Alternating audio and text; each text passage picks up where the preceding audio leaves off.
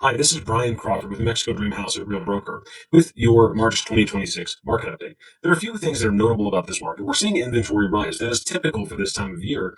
But what's interesting is it seems like buyer demand is moving up simultaneously with seller supply. So we're continuing to see low days on market, just under 3 months of an absorption rate. And now, if you haven't watched these before, an absorption rate is the amount of time that it would take to sell every house on the market if we stopped listing houses today. So the entire market would be absorbed in a little less than 3 months. Something that's of note is that your average list price is $454,000 in March of 2026, and your average sale price is $347,000. Now, some of the bigger houses can pull up that average. So, in this particular instance, with as weird as the market has been, median price might be the one to look at. So, your median list price right now is about $357,000, and your average sold price is $347,000. But your median sold price is $290,000. Now, days on market have increased by about, and I think that is a symptom of sellers overpricing their houses.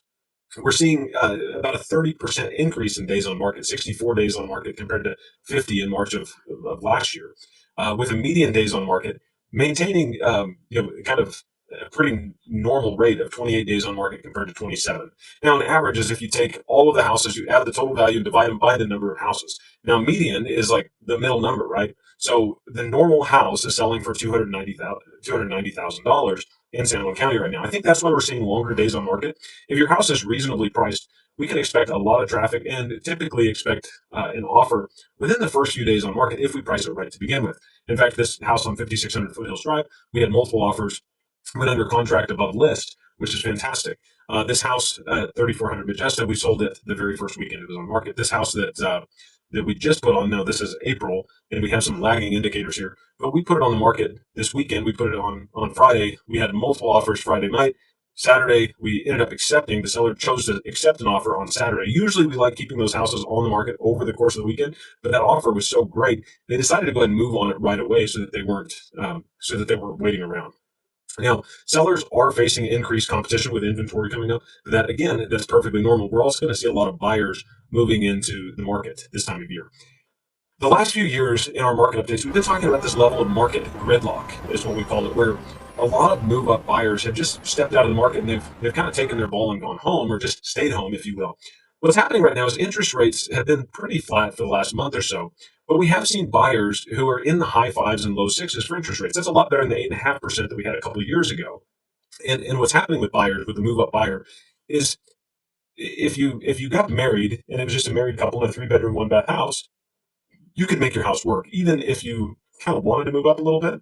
But then, maybe you've had a couple kids since then, and now you have two or three kids in a three-bedroom, one-bath house. It's not really working for you the way it did 3 or 4 years ago. And I think buyers have normalized today's interest rates in a lot the same way people normalized to the low interest rates, those high twos and threes that we were experiencing in 2020, 2021, and 2022.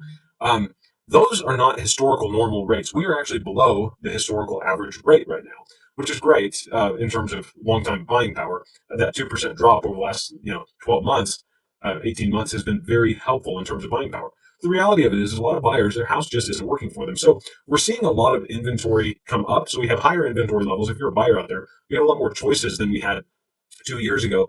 And if you're a seller, that doesn't mean that you're going to have to take a reduction in price because, like I said, the average sold price is up 14% from last year, which doesn't necessarily mean that your house has increased by 14% of value year over year.